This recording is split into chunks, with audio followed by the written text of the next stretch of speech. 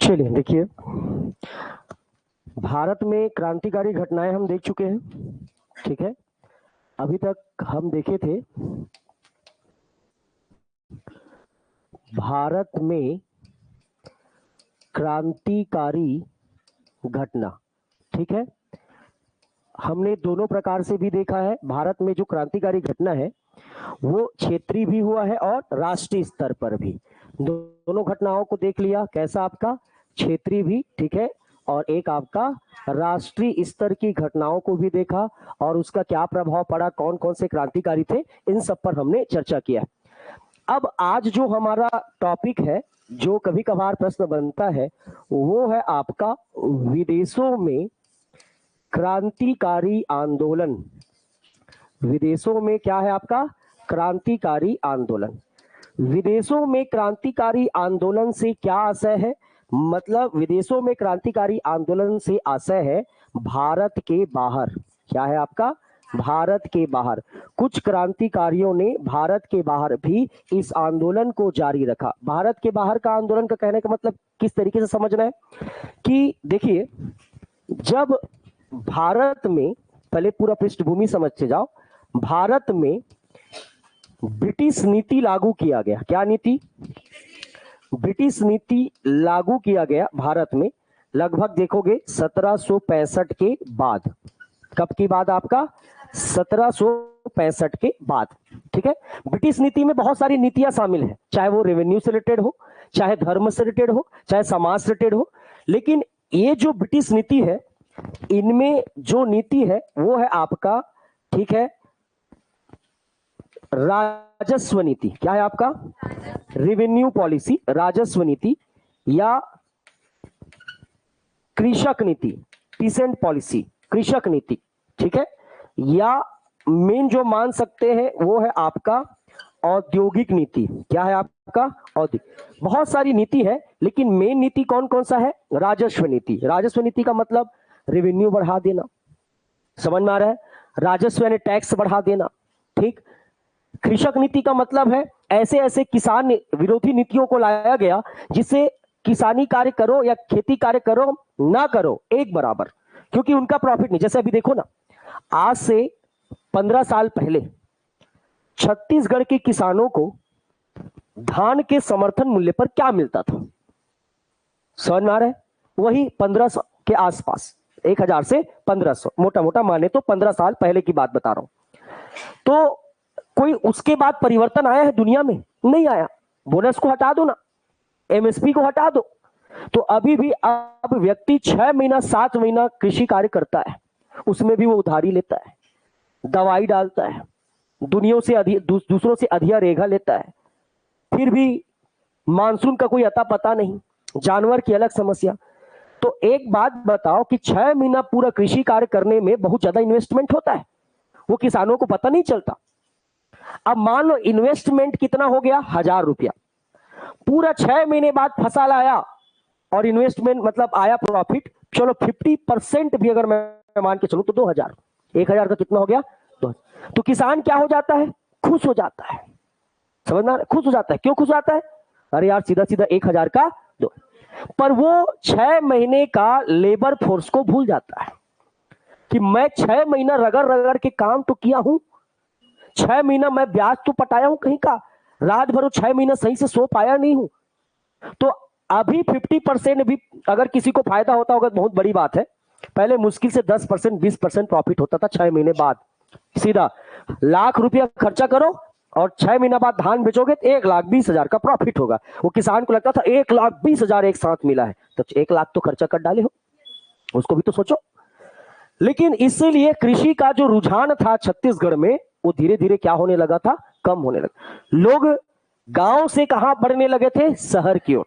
लोग बोले उससे अच्छा तो एक काम करो यार, रदिया रेगा दे दो, हाँ सीधा सीधा प्रॉफिट में आएगा और उससे आके साल भर काम करेंगे ससुरे, कहां? शहर में 10,000 रुपये भी वेतन होगा तो 12 दहाम 1,20,000 रुपया ऐसे मिल जाएगा। 102,000 का रूम में रह लेंगे तब भी प्रॉफिट में रहेंगे। किसान खेती जो दी है उसका अलग प्रॉफिट मिलेगा। ऐसा टेंशन, मैं इनका टेंशन नहीं लेना चाहता था।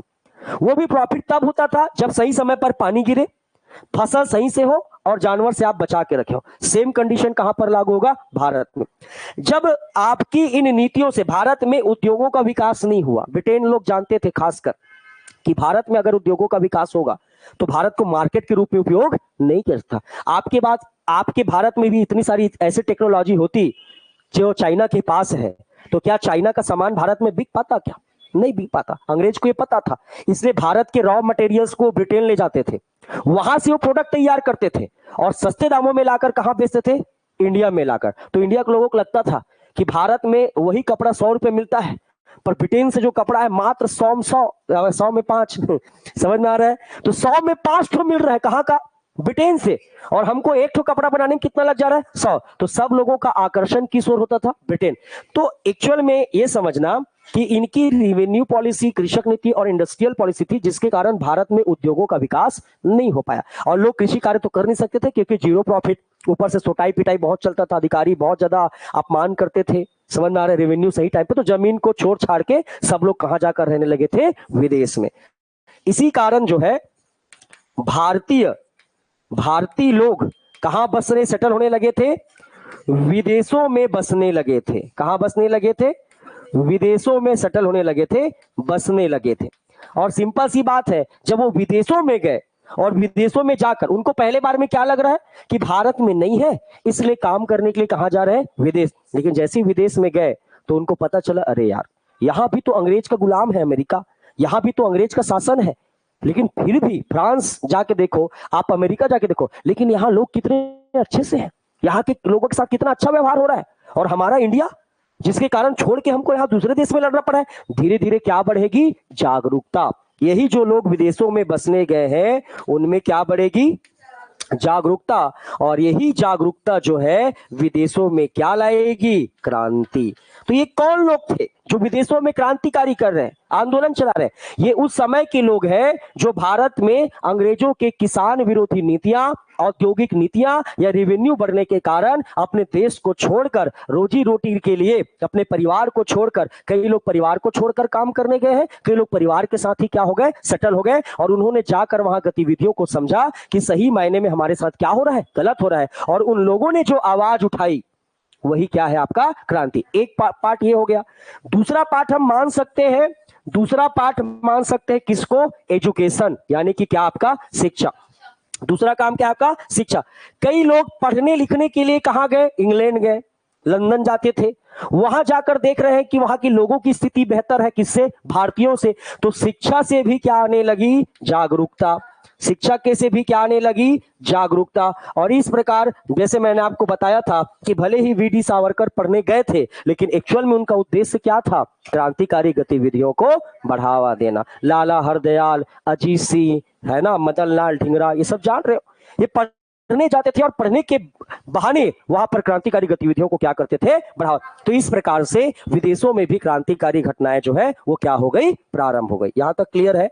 अब देखिए, अगर हम टारगेट करें तो कौन कौन सा जगह है जहां पर क्रांतिकारी घटना हो रही है, तो पहले उन जगह को टारगेट करो बेटा। सबसे पहला जिन जगह पर हमें टारगेट करना है वो कौन सा है? आपका इंग्लैंड, क्योंकि अंग्रेज कहां रहते हैं? इंग्लैंड। तो सबसे पहले हमें इंग्लैंड जाना है। इंग्लैंड देखो, विदेशों में जाने का उद्देश्य क्या है? विदेशों में क्रांतिकारी आंदोलन, विदेशों में क्रांतिकारी आंदोलन का उद्देश्य, विदेशों में क्रांतिकारी आंदोलन का उद्देश्य। तो एक तो कॉमन उद्देश्य रहेगा। पहला है आपका अंग्रेजों के मन में क्या उत्पन्न करना? डर उत्पन्न करना, भय लाना। ठीक है? कैसे भय उत्पन्न करना? कि हम भारत में ही नहीं, आपको दिन दहाड़े आपके शहर में ही क्या मार सकते हैं? गोली मार सकते हैं। उसके लिए किसी स्थान की जरूरत नहीं है। तो इस गलतफहमी में मत रहना कि हम भारत में है तो सेफ नहीं है, पर लंदन में क्या है, सेफ है। जिस प्रकार आप भारत में घुसकर हमारे साथ शोषण कर सकते हैं, वैसे आपके शहर में घुसकर भी आपको क्या मार सकते हैं, गोली। तो इनका ये मोटिव था कि कहीं ना कहीं इनके मन में एक डर हो, भय उत्पन्न हो। दूसरा उद्देश्य ये था कि विदेशों में रहने वाले भारतीयों का, विदेशों में रहने वाले भारतीयों का मत प्राप्त करना। क्या प्राप्त करना, मत, ओपिनियन। मतलब कैसे, उनको बताना कि अरे कि तुम लोग जब से भारत छोड़े हो तो आप लोग भारत देश की ओर ध्यान नहीं देते हो, भारत ही आपकी ओरिजिन है। और देखो यही कि अंग्रेज, यही इंग्लैंड के लोग हमारे साथ कितना गलत कर रहे हैं। तो उनका जब तक आपको मेजॉरिटी में नहीं आएगी कोई बात, बहुमत प्राप्त नहीं होगा, तब तक आप कोई घटना नहीं कर सकते। क्यों, कल के डेट में इंग्लैंड में, भारत का कोई व्यक्ति इंग्लैंड में अपने परिवार के साथ खुशी से रह रहा है, आप जाओगे देशभक्त टाइप भारत और बम फोड़ दोगे, तो वो जो भारतीय इंग्लैंड में रह रहा हो क्या बोलेगा, आपका अच्छा बात बोलेगा क्या, नहीं, क्या बोलेंगे, हो रहे तो हो टेंशन है, ये हो रहे तो वो टेंशन है। कोनो जगह आदमी शांति से नहीं रह पाएगा, यहां भी देखो बम, वहां भी देखो बम। तो ये देखो, अब जब आपके भारतीय लोग ही आपके बारे में नकारात्मक बोलने लगे तो क्या आपको मोटिवेशन आएगा, क्या नहीं। वहीं पर अगर आपने इंग्लैंड के किसी वायसराय के ऊपर बम फेंका और वहीं एक 8 भारतीय समर्थन किया, गजब, बेहतरीन, कोई दिक्कत नहीं, और फेंको 4-5 ठो, मेरा को भी जरूरत पड़ेगा तो बताना, मेरे पास भी बहुत सारे लोग हैं आपका सपोर्ट। तो सबसे पहले विदेशों में रहने वाले भारतीयों को यह बताना पड़ेगा कि हम आपके लिए लड़ रहे हैं, हमारा कोई निजी स्वार्थ नहीं है। भारत से अच्छा जगह इंग्लैंड नहीं हो सकता, आप चलिए वहां, लेकिन चलिए तो वहां जाने से पहले यह समझिएगा कि इंग्लैंड आपके लिए बेटर नहीं है, इंग्लैंड के लोग आपके लिए अच्छे नहीं, समझ में आ रहा है। और तीसरा जो सबसे प्रमुख उद्देश्य होता था वो ये होता था कि विदेशी जो नागरिक है, जो फॉरेन सिटीजन है, विदेशी नागरिकों का भी, ठीक है, मत प्राप्त करना, सहयोग प्राप्त करना। मत से मीन आपका क्या है, आपका सहयोग प्राप्त करना। कहने का मतलब यह है कि ब्रिटेन के बहुत सारे ऐसे इनोसेंट लोग हैं जो भारतीयों की स्थिति से अवगत नहीं है कि अंग्रेज हमारे साथ कितना गलत कर रहे हैं। ऐसे जो इनोसेंट पर्सन है उनको बताना है कि तुम्हारे देश का सरकार तुम्हारे साथ भले अच्छा कर रही है, पर यही सरकार भारत में जाकर भारतीयों का क्या कर रही है, शोषण कर रही है। और इसलिए हम आपसे रिक्वेस्ट करते हैं कि प्लीज हमारा सपोर्ट करिए। आपके गवर्नमेंट हमारे साथ गलत, आपकी गवर्नमेंट से हमें नाराजगी नहीं है, पर आपकी गवर्नमेंट ने जो पॉलिसी, आप खुद देखो आप लोग कैसे हैं और हम लोग कैसे हैं, वह हमारे साथ सीधा मुंह बात नहीं करते हैं। और आप देखो आप लोग कितने टिप टॉप में हैं और हम भारतीयों के साथ भेदभाव करते हैं। तो कई ऐसे आप नागरिक देखोगे, विदेशी नागरिक, जिन्होंने भारतीयों का क्या किया, सपोर्ट किया। कारण क्या है, केवल वही कारण है कि हाँ जो भी कर रही है ब्रिटिश सरकार गलत कर रही है। तो इनका मेन मोटिव यही 3 है। अब बाकी मोटिव तो भाई किसी को बम में फेंकना, मतलब वही पुराना रिदम है, लेकिन जो और 3 जो चीजें थी विदेश में क्रांतिकारी उद्देश्य, वो 3 यही टॉप के 3 है। केवल ये 3 चीज उनको चाहिए। तो उनको क्या मिलता था, अंग्रेज को डराना। लेकिन अंग्रेज को डराओगे, मान लो कल की न्यूज़पेपर में छपा के क्रांतिकारी ने अंग्रेजों के ऊपर बम फेंक दिया, आपकी भारतीय वहां विरोध कर रहा है, विदेशी नागरिक बाइकआउट कर रहे हैं कि किसी भी भारतीयों को घुसने नहीं दिया जाए, पूरा मामला क्या हो जाएगा, समाप्त है। तो पहले विदेशियों का भी सपोर्ट करो कि कम से कम उसके ही देश के लोग कहें कि वो बहुत बेकार व्यक्ति था, अच्छा हुआ कि बम में क्या हो गया, मर गए। समझ में आ रहा है। तो एक कहां पर हुआ, इंग्लैंड, एक कहां पर हुआ, इंग्लैंड पर। दूसरा आपका कहां, फ्रांस, फ्रांस में पर्टिकुलर जगह कहां पर, पेरिस, याद रहेगा। तीसरा याद रखना है अमेरिका, क्या याद रखना है, अमेरिका। अमेरिका में बहुत सारी जगह है, जैसे आप देखोगे मेन क्या है, कनाडा, मेन क्या है आपका केंद्र, कनाडा। और भी पढ़ेंगे, कनाडा है, मैंने आपको बताया सैन फ्रांसिस्को, याद रहेगा। अमेरिका में कौन जगह है आपका, सैन फ्रांसिस्को, ये जगह है, ठीक है। कैलिफोर्निया, क्या है आपका, कैलिफोर्निया, ठीक है, ये जगह है। पोर्टलैंड, कौन सा है आपका, पोर्टलैंड। ये सब आपके क्रांतिकारी गतिविधियों का प्रमुख क्या रहेगा, जगह रहेगा, ठीक है। इंग्लैंड में मेन जगह कौन रहेगा, लंदन, कौन सा मेन जगह होगा, लंदन, ठीक है। फ्रांस में कौन सा जगह होगा, पेरिस। उसके बाद याद रखना है कहां पर आपका, जर्मनी, कहां याद रखना है, जर्मनी, ठीक। पांचवा आपको याद रखना है यूरोप, कहां पर याद रखना है, यूरोप। छठवां आपको याद रखना है सिंगापुर, कहां पर याद रखना है? सिंगापुर। और सातवां आपको याद रखना है, ठीक है, यूरोप हो गया, सिंगापुर हो गया, जर्मनी हो गया, अमेरिका हो गया, ठीक है। और देख सकते हो, तो ऐसा याद रखना, हालांकि भारत का ही है, सिंध प्रांत या, ठीक है, पाकिस्तान क्षेत्र। कौन सा क्षेत्र आपका? यानी इसी को बोलते हैं उत्तर पश्चिम। क्या बोलते हैं आपका? उत्तर पश्चिम सीमा। और भी है जो जो आएगा अपन उसको आराम से देखेंगे, ठीक है, नॉर्थ वेस्ट फ्रंटियर जोन, ठीक है। तो इस तरीके से ये सारे जगह है जहां पर भारत में क्रांतिकारियों ने विदेशी मतलब विदेशों में भी क्रांतिकारी गतिविधियों को क्या किया? बढ़ावा दिया। और इसमें सबसे पहला हम पढ़ने जा रहे हैं कहां पर? इंग्लैंड, यानी कि लंदन की कहानी। लंदन में कौन कौन है? सिंपल सिंपल क्वेश्चन पूछेगा जो आपको ध्यान में रखना है। चलिए, तो सबसे पहला क्या पढ़ने जा रहे हैं? लंदन में क्रांतिकारी घटना। तो आप डालोगे हेडिंग कहां पर आपका? इंग्लैंड। इंग्लैंड में कौन सा जगह है? लंदन। क्या है आपका? लंदन।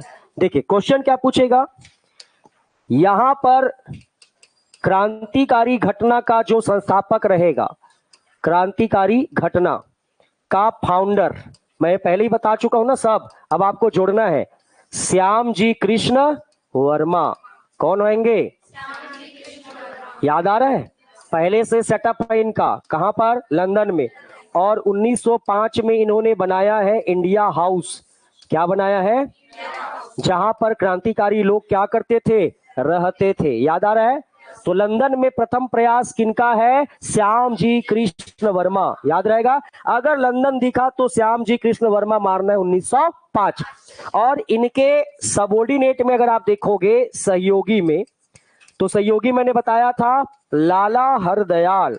कौन है आपका? लाला हरदयाल। याद रहेगा। और याद रखना यहां पर कौन गए थे? वीडी सावरकर। और कौन थे? वीडी सावरकर भी पढ़ने गए थे फर्ग्यूसन कॉलेज से छात्रवृत्ति लेकर बाल गंगाधर तिलक के सहयोग से। याद आ रहा है? ठीक है। और कौन है? मदन लाल ढींगरा। ठीक है, मदन लाल ढींगरा। मदन लाल ढींगरा, नाम तो सुना ही होगा आपने। ठीक है, ये सब आपके कहां रहेंगे? Indian house. और इनका उद्देश्य क्या है? तो उद्देश्य अब मैं 3 उद्देश्य बता चुका हूं, वो हर जगह आपको कॉमन उद्देश्य लगाना है 3 जगह। क्या क्या उद्देश्य? पहला डर, दूसरा भारतीयों का सहयोग प्राप्त करना जो कहां रह रहे हैं? विदेशों में जी, लंदन तो एक जगह है। और तीसरा विदेशियों का भी सहयोग प्राप्त करना। तीनों का मत चाहिए तभी वो चल पाएंगे। और इनका, इन लोगों की एक फेमस पत्रिका है, ठीक है, और पत्रिका का नाम है द इंडियन या द इंडिया सोशियोलॉजिस्ट। क्या है आपका?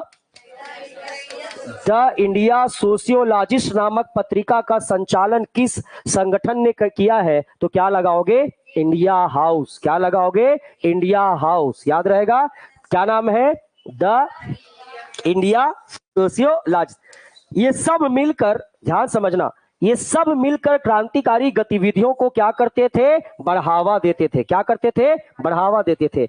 जैसे ही अंग्रेजों को पता चला कि मेन लीडर कौन है? श्याम जी कृष्ण वर्मा, तो अंग्रेजों ने, यानी ब्रिटिश सरकार ने, किसने? आपका ब्रिटिश सरकार ने क्रांतिकारियों, ब्रिटिश सरकार ने क्रांतिकारियों को नियंत्रित करना क्या किया? प्रारंभ किया। नियंत्रित करना क्या किया? प्रारंभ किया। और यहां पर देखो, इन लोग तो सीनियर कौन है?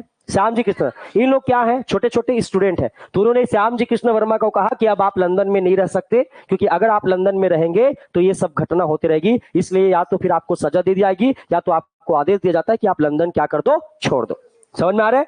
और इनको जैसे ही लंदन छोड़े, बोले ठीक है बेटा, लंदन ही बहुत सारा देश है अभी तो आंदोलन चलाने के लिए। तो श्याम जी कृष्ण वर्मा, ठीक है, इस आंदोलन को यहां 5 में चलाए हैं। समझ में आ रहा है? और इसके बाद, इस घटना के बाद, ऐसा लिखना, इस घटना के बाद कौन? श्याम जी कृष्ण वर्मा। श्याम जी कृष्ण वर्मा कहां चले गए पूछेगा तो फ्रांस चले गए। कहां चले गए? फ्रांस। क्या हो गया? गिर गए क्या? ठीक है, कहां चले गए? फ्रांस, यानी कि पेरिस चले गए। वहां पर भी जाकर ये क्या चलाएंगे, आंदोलन। और उसके बाद अंतिम में ये कहां चले गए पूछेगा, तो अंतिम में चले गए जिनेवा। क्या चले गए? तो आपको याद रखना है कि जो श्याम जी कृष्ण वर्मा है वो उन्हें 1905 में जब इंडिया हाउस बनाए थे उसके बाद उनको लंदन से निष्कासित कर दिया गया। तो कहां गए? फ्रांस गए। फ्रांस जाएंगे एस.एन. राणा और भिकाजी रुस्तम कामा के साथ मिलकर कहां पर आंदोलन चलाएंगे? फ्रांस में। वहां पर भी मैं बताऊंगा। यहां पर 5 में निकालेंगे, 6 में पहुंचेंगे वहां, समझ में आ रहा है? और उसके बाद अंतिम रूप से कहां चले गए? जिनेवा। तो इन अंग्रेज इनको क्या समझते थे? लोलो पोलो समझते थे कि लड़का है, क्या कर लेंगे? तो क्या कर लेंगे, चांद थोड़ी रहती कि वीर सावरकर क्या कर लेंगे। और इसके बाद श्याम जी कृष्ण वर्मा के जाने के बाद, किसके जाने के बाद? नाम रटा जाना चाहिए, इसलिए 10 बार बोल रहा हूं। क्या है? श्याम जी। हाँ, वर्मा वाले पहली बार मिले हैं, समझना कि वर्मा वाले क्रांतिकारी नहीं होते। समझ आ रहा है? वर्मा लोग भी बहुत बड़े बड़े क्या होते हैं? क्रांतिकारी होते हैं। ठीक है, तो श्याम जी कृष्ण वर्मा के बाद, ठीक है, श्याम जी कृष्ण वर्मा के बाद वी.डी. सावरकर आपके यहां रहेंगे। कौन आपका? वी.डी. सावरकर इंडिया हाउस का प्रमुख बने। क्या बने? इंडिया हाउस का क्या बने? प्रमुख बने। अब एक कौन संभाल रहा है? वी.डी. सावरकर, क्योंकि उनको पहले से अनुभव है। देखे होंगे मित्र मेला, अभिनव भारत संगठन चलाने का उनको पहले से क्या है? तजुर्बा है। और जिस कारण एक्सपीरियंस होने के कारण वी.डी. सावरकर को किसका हेड बना दिया गया? इंडिया। अब देखो जो क्वेश्चन पूछेगा, 2 क्वेश्चन यही पर याद रखना वी.डी. सावरकर के बारे में। पहला, 1857 की क्रांति, बताया था मैंने, क्रांति पर आधारित किताब, 1857 की क्रांति पर आधारित किताब, ठीक है, द फर्स्ट वार ऑफ, ठीक है, the first war of Indian independence. ठीक है, तो ये जो किताब है, किन किताब है? वी.डी. सावरकर, जो किस पर बेस्ड है? इनकी रचना इन्होंने कहां किया? लंदन में। पहला बात, भारत में या कहीं भी मत मारना, ये विदेश में ही रहकर अपने क्रांतिकारी विचारधाराओं को बढ़ावा देने के लिए 1857 की क्रांति पर एक किताब लिखा। इन्होंने इस किताब में यह बताने का प्रयास किया कि 1857 की क्रांति, द रिवोल्ट 1857 जो था, यही भारत का फर्स्ट इंडियन इंडिपेंडेंस, यानी ऐसी आजादी की पहली क्या थी? लड़ाई।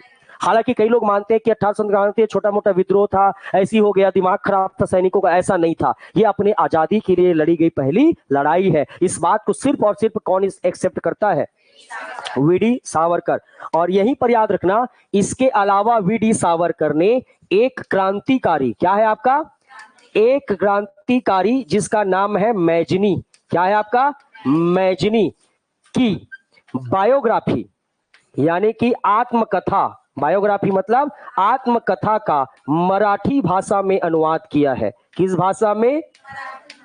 मराठी भाषा में क्या किया? अनुवाद किया। तो मराठी भाषा में क्या किए हैं? अनुवाद। तो आपसे क्वेश्चन पूछा जा सकता है कि क्रांतिकारी, यूरोप की एक क्रांतिकारी मैजनी की किताब को मराठी भाषा में ट्रांसलेट किसने किया था? तो कौन है? वी.डी. सावरकर। और आप जानते हैं मराठी भाषा मतलब महाराष्ट्र के लोग पढ़ेंगे, ये कहां से बिलोंग करते हैं?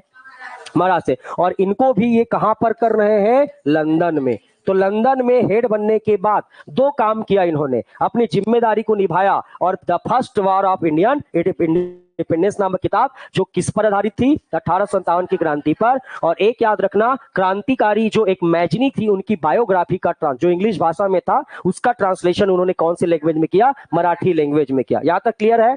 अब देखो, अब कौन हेड बन गया है? वी.डी. सावरकर। तो मैंने बताया कि ये उस इंडिया हाउस में गुप्त रूप से क्या बनाते थे? योजना। याद आ रहा है ना जी? इंडिया हाउस में क्या बनाते थे? सीक्रेट प्लान बनाते थे। क्या बनाते थे? सीक्रेट प्लान, यानी कि गुप्त योजना, जिसकी जानकारी कौन देता था? कर्जन वायली। याद आ रहा है? कर्जन वायली जो है अंग्रेज अधिकारियों को देते थे। किसको? अधिकारियों को छुप छुप कर गुप्तचर लगा के इनकी बात को सुनते थे, इनके प्लान को सुनते थे, और इनकी सूचनाएं किनको देते थे? ब्रिटिश सरकार को। समझ में आ रहे हैं? जिससे एक दिन इन लोगों का दिमाग क्या हो गया? खराब हो गया। याद है? और उसके बाद बोला गया कि भाई अब ये ज्यादा दिन तक अगर जीवित रहा तो हमारे लिए क्या होगा, टेंशन होगा, और इसीलिए प्लान बनाया किसको उड़ाने का, कर्जन वाली। कहां पर प्लान बनेगा, लंदन में। एग्जैक्ट डेट 1908 9, क्या लेना है 1909। और कौन जाएगा, मदन लाल। गोली मारेंगे कि बम से उड़ाएंगे, मदन लाल ढींगरा के द्वारा गोली मारकर क्या कर दी गई, हत्या। तो कर्जन वायली की हत्या लंदन में हुई है, कब, याद रहेगा। कर्जन वायली की हत्या होने के बाद मदन लाल ढींगरा को क्या दे दिया गया, फांसी दिया गया। क्या दिया गया, फांसी दिया गया। लास्ट में बेचारा बोलता भी है, कोटेशन रहता है, मैं इस कोटेशन को आपको ऐसी एक लाइन में लिखवा देता हूं। मतलब ऐसी टाइप का बोलता है कि मैं तो फकीर आदमी हूं, मैं तो गरीब आदमी हूं, मेरे मरने से क्या किसी को उतना प्रभाव होगा, इसलिए मुझे फांसी पर चढ़ने से कोई भी दिक्कत नहीं है। तो ऐसे याद रख लेना, जैसी आपको एक कोटेशन दिखे, कथन, और जिसके शुरू में लिखा रहेगा मैं गरीब हूं, क्या लिखा रहेगा, अपने आप का आंसर मत ले लेना, ठीक है, स्वयं को मत मार देना, मैं गरीब हूं ऐसा वाला कोटेशन किनका है, तो क्या मार के आओगे, मदन लाल ढींगरा, याद रहेगा। और इनकी जो समाधि है यानी बरियल, क्या रहेगा, बरियल या ग्रेव बोल सकते हैं, जो इनकी समाधि है वो है ब्रिटेन के ब्रिस्टल नामक जगह पर। कहां पर, ये भी क्वेश्चन पूछेगा, मदन लाल ढींगरा को फांसी के बाद कहां पर आपका दफनाया गया था, तो ब्रिस्टल, कौन सा आपका, ब्रिस्टल, ठीक है, ब्रिस्टल है, आप देख लेना, ब्रिस्टल ऐसा लिखा रहेगा, ब्रिस्टल नहीं, ब्रिस्ट, फिर वैसे हो गया,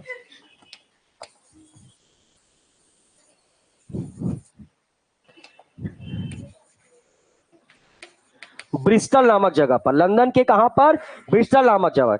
अगर मैं इतना ज्यादा इनकी समाधि को, इनके ब्यूरी को क्यों इतना ज्यादा हाईलाइट कर रहा हूं, क्योंकि आपको ध्यान रहना चाहिए कि मदन लाल ढींगरा को जहां पर दफन किया गया था वही पर, इसी जगह पर, ब्रिस्टल पर बाजू में ना, ये आपका कौन हो गया, मदन लाल ढींगरा, ये हो गया मदन लाल ढींगरा की समाधि।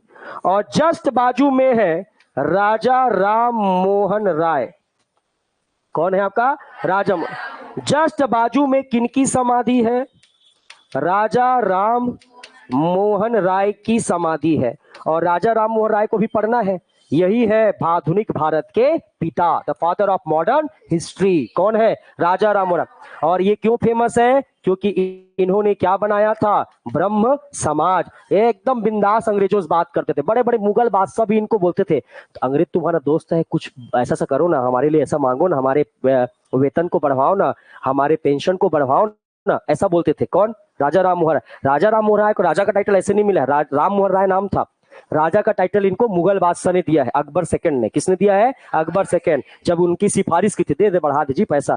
अंग्रेजों से खुलकर बात करते थे, कौन, राजा राम मोहन, भयंकर बड़े दिग्गज है, इसलिए इसे आधुनिक भारत का क्या कहते हैं, पिता, फादर ऑफ जर्नलिज्म, पत्रकारिता के जनक भी इनको ही कहते हैं। समझना, बहुत सारी उपाधियां हैं, अभी समझ जाओगे जब हम राजा राम मोहन राय पर वह चर्चा करेंगे। तो इस प्रकार से 1909 तक आपके लंदन में मदन लाल ढींगरा को क्या हो गई, फांसी। और आपको उसके बाद पता होगा कि नासिक षड्यंत्र केस हुआ था, कौन थे, लक्ष्मण, अनंत लक्ष्मण कन्हरे। और नासिक षड्यंत्र के कारण, याद आ रहा है, नासिक षड्यंत्र हुआ था, वो तो भारत में हुआ था, तो नासिक षड्यंत्र के कारण 1910 में किसको गिरफ्तार कर लिया था, वीडी सावरकर। बताया था ना जी, सब पढ़ा दिया हूं, समझ में आ रहा है, रिवीजन नहीं करते, इसीलिए पूछने का प्लान बनाया था, अब मरो, ठीक है। तो नासिक षड्यंत्र के कारण वीडी सावरकर को क्या कर लिया गया, लंदन से क्या कर लिए, गिरफ्तार कर लिए। और इसके बाद देखोगे 1910 में लाला हरदयाल कहां मिलेगा, सेंट फ्रांसिस्को, वो भी लंदन छोड़कर कहां चले जाएंगे, अमेरिका। सेंट फ्रांसिस्को मतलब अमेरिका, और वहीं पर जाकर एक फिर से नया पार्टी बनाएगा, गदर पार्टी। ऐसा सब जुड़ा हुआ है, अब ये आपका लास्ट में समझना है। और इस प्रकार से लंदन में, कहां पर, लंदन में क्रांतिकारी गतिविधियां क्या हो गई, समाप्त हो गई। क्रांतिकारी गतिविधियां क्या हो गई, गतिविधियां कमजोर हो गई बोल सकते हो, समाप्त तो जीवन भर नहीं होगा, ठीक है, कमजोर हो गई। इस प्रकार अब कुछ लोग जो है, वीडी सावरकर का कहानी आपको पता है, जाते जाते कूद जाएंगे, फिर काला पानी की सजा, फिर उससे छूटेंगे, फिर रत्नागिरी जेल जाएंगे, याद आ रहा है। फिर रत्नागिरी जेल से आने के बाद लगातार कंटिन्यू चलाएंगे, लेकिन अब मामला थोड़ा सा क्या हो जा रहेगा, ठंडा हो जा रहेगा। इस प्रकार इंग्लैंड में श्याम जी कृष्ण वर्मा को याद रखना है, लाला हरदयाल, वीडी सावरकर और मदन लाल धिंगरा। पत्रिका का नाम याद रखो, द इंडिया सोशियोलॉजिस्ट, ठीक है। वहीं पर 1857 की पर आधारित किताब और वहीं पर मैजनी की बायोग्राफी, याद रहेगा। इंडिया हाउस संगठन का नाम है और कर्जन वायली की हत्या। इस प्रकार से आपको याद रखना है कौन सा घटना आपका लंदन में। अब इसके बाद कहां जाना है, इसके बाद कहां जाना है, फ्रांस। इसके बाद कहां जाना है, फ्रांस। तो देख लो,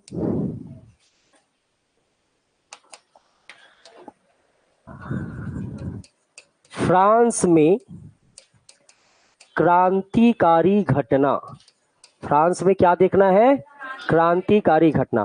फ्रांस में भी कहां पर, पेरिस पर, ठीक है। फ्रांस में कहां पर आपका, पेरिस पर, ठीक है।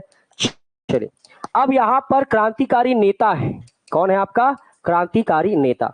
अब इनमें तीन नेताओं को याद रखना है, कितने नेताओं को, तीन नेताओं को याद रखना है। कहां पर, फ्रांस, ठीक। पहला एस एन राणा, क्या है आपका, याद रहेगा।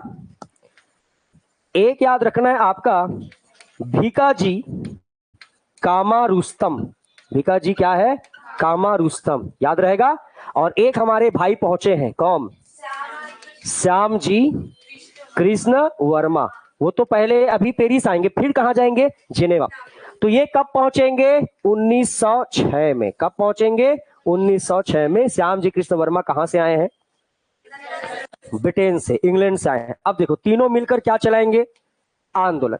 तो सबसे पहला सवाल एस एन राणा से, एस एन राणा से पहला सवाल क्या पूछेगा, किसने पेरिस में छात्रों के लिए, किसके लिए, कहां के छात्रों के लिए, जो इंडियन स्टूडेंट रहेंगे, भारतीय छात्रों के लिए छात्रवृत्ति योजना प्रारंभ की थी। क्या वृत्ति योजना, छात्रवृत्ति योजना या स्कॉलरशिप प्लान, छात्रवृत्ति योजना प्रारंभ किए थे। तो क्या लगाओगे, एस एन राणा। यहां पर जो विदेश में पढ़ने लोग आते थे, जो जो छात्र, भारतीय छात्र जो है, उनको स्कॉलरशिप प्रोवाइड करते थे अपने पैसे से, अपने खर्चे से, कौन, एस एन राणा, याद रहेगा। और श्याम जी कृष्ण वर्मा के बारे में अलग से पढ़ने की आवश्यकता है क्या, नहीं। ये क्या करते थे, क्या यहाँ आ गए हैं, भले उनको निकाल दे, बोले कि मेरे भाई लोग यहाँ हैं, यहीं पर क्या करेंगे, आंदोलन। उधर अपना भाई संभाल लेगा, कौन आपका, वीडी सावरकर। कौन संभाल लेगा, वीडी सावरकर। क्यों, क्योंकि अभी अभी वीडी सावरकर कहां पहुंचे हैं, वो लंदन पहुंच, अरे एक तो ट्रेन छूटा तो दूसरा ट्रेन आया, अब वो आके क्या करे, इंडिया हाउस को संभाले, ठीक है। अब ध्यान समझना, मेन जो पढ़ना है वो किनको पढ़ना है, भीकाजी कामा रुस्तम। ये है मेन पर्सन, कहां की, पेरिस की। कैसे पढ़ना है, पहले तो याद रखेंगे इन्हें भारतीय स्वतंत्रता की माता कहा जाता है। क्या कहा जाता है, भारतीय स्वतंत्रता की जननी कहा जाता है। पहला पहला सीधा सवाल, ठीक है, मदर ऑफ इंडियन इंडिपेंडेंस, ठीक है। भारतीय स्वतंत्रता की जननी किसे कहा जाता है, भीकाजी कामा रुस्तम। इन्होंने क्या किया है, तो इन्होंने वो काम किया है जो शायद कोई नहीं कर सकता था। क्या काम किया है, देखो, देखना चाहोगे, देखो क्या काम किया। सबसे पहले याद रखना, इनका जो संगठन बना, इस संगठन ने वंदे मातरम, क्या आपका, वंदे मातरम पत्रिका निकालने का प्रयास किया। क्या किया, निकालने का क्या किया, प्रयास किया। भाई लगाया, कोशिश किया, लेकिन ये सफल नहीं हो पाए। क्या हो गए थे, असफल। समझ में आ रहा है, तो पूरा लाइन समझिएगा। वंदे मातरम पत्रिका अरविंद घोष की भी है, पर यहां पर उन्होंने फ्रांस में वंदे मातरम पत्रिका निकालने का प्रयास किए, तीनों लोग मिलकर, लेकिन ये क्या हो गए, असफल। भीकाजी कामा जो रुस्तम है, उनकी सबसे खास बात यह है कि 1907 में, कब आपका, 1907 में पेरिस में अंतरराष्ट्रीय, क्या आपका, अंतरराष्ट्रीय समाजवादी, अंतरराष्ट्रीय समाजवादी कांग्रेस का सम्मेलन हुआ। कांग्रेस का क्या हुआ, सम्मेलन हुआ।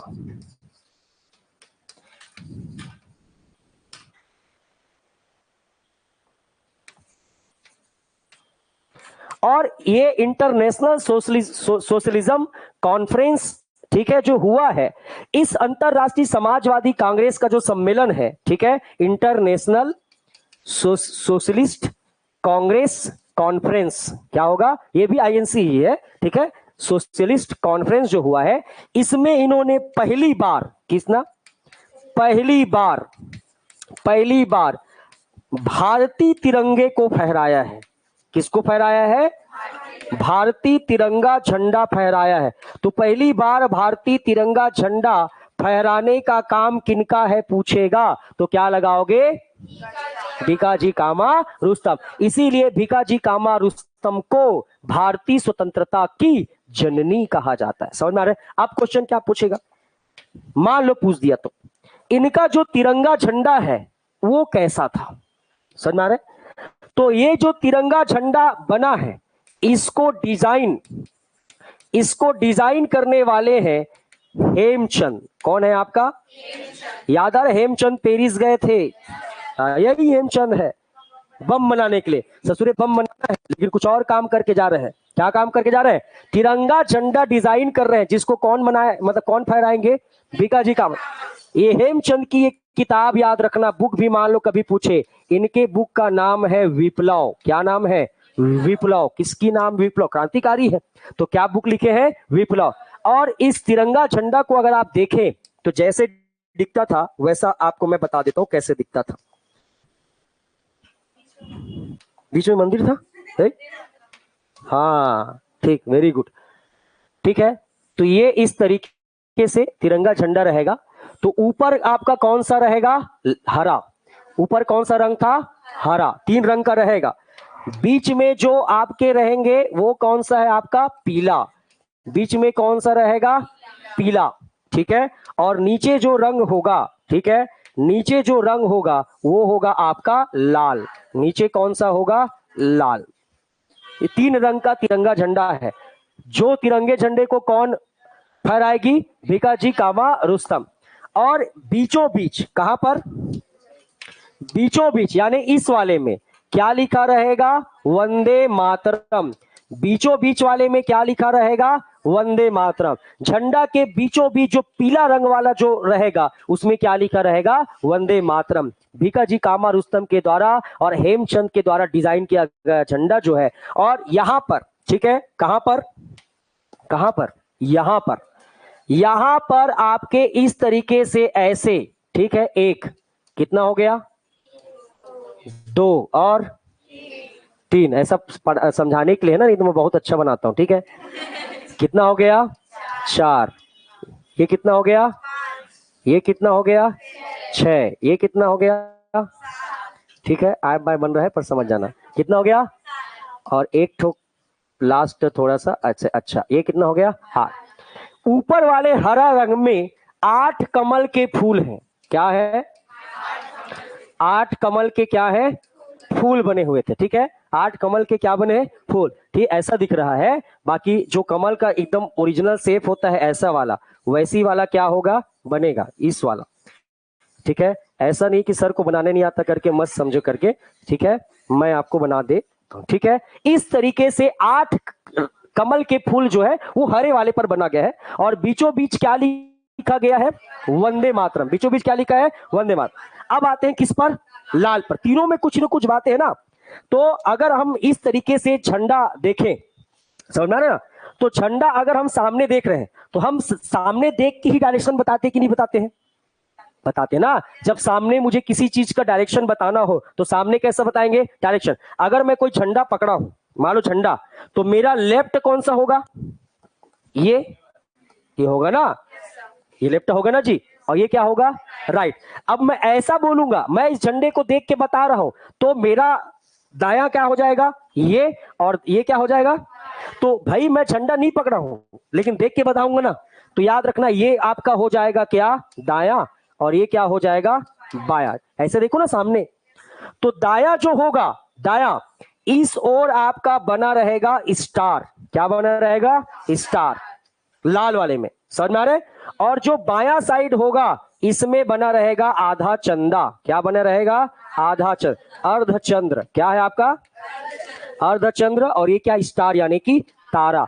और इस प्रकार से जो है, ठीक है, यही आपका भिकाजी कामा रुस्तम का क्या था, तिरंगा झंडा, जिसे कब फहराया गया था, तो याद रखेंगे 1907 में। कहां पर, पेरिस में। अगर आपसे पूछेगा कहां पर तिरंगा झंडा फहराया गया, क्या मारोगे, पेरिस। कौन फहराया है, भिकाजी कामा रुस्तम। कौन डिजाइन किया है, हेमचंद। बुक का नाम है विप्लव। इन्होंने कौन सी पत्रिका निकालने का प्रयास किया, वंदे मातरम। कितने लोग हैं, 3 लोग, एस.एन. राणा, भिकाजी कामा रुस्तम, और लंदन से आए हैं कौन, आपका श्याम जी कृष्ण ना। अब देखो, इन लोग बढ़िया बढ़िया फ्रांस में आंदोलन चला रहे थे, लेकिन आप जानते हैं कब प्रथम विश्व युद्ध क्या हुआ है, प्रथम युद्ध। प्रथम, देखो, फ्रांस में आंदोलन चला रहा है मतलब क्या है, ब्रिटेन का विरोध कर रहा है कि नहीं कर रहा है। फ्रांस में आंदोलन चल रहा है मतलब किसका विरोध चल रहा है, ब्रिटेन का। लेकिन प्रथम विश्व युद्ध में मैंने बताया था कि ब्रिटेन और फ्रांस क्या हो जाते हैं, एक साथ हो जाते हैं, ट्रिपल एंटेंट। याद आ रहा है, ट्रिपल अलायंस के साथ कौन लड़ेगा, ट्रिपल एंटेंट। और ट्रिपल एंटेंट में कौन कौन साथ थे, ब्रिटेन के साथ फ्रांस भी था, अमेरिका भी था। समझ में आ रहा है। और इस प्रकार से अगर आप देखोगे तो ब्रिटेन और फ्रांस की क्या हो गई, मित्रता। क्या हो गई, मित्रता। अब दोनों दोस्त बने, तीनों को थोड़ी छोड़ेंगे। पहले दोस्त नहीं थे, लेकिन बाद में संधि कर लिए और दोनों क्या हो गए, एक हो गए। इस प्रकार प्रथम विश्व युद्ध के बाद ब्रिटेन और फ्रांस के बाद क्या हो गई, ब्रिटेन और फ्रांस की क्या हो जाती है, फ्रेंडशिप हो जाती है, जिसके कारण, ठीक है, जिसके कारण क्रांतिकारी आंदोलन क्या हो जाता है, धीमा हो जाता है। क्रांतिकारी आंदोलन क्या हो जाता है, धीमा हो जाता है।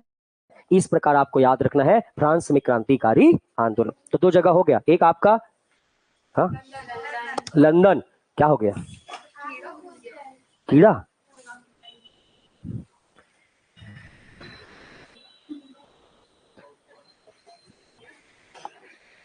और झंडा को एकदम देखो, हाँ,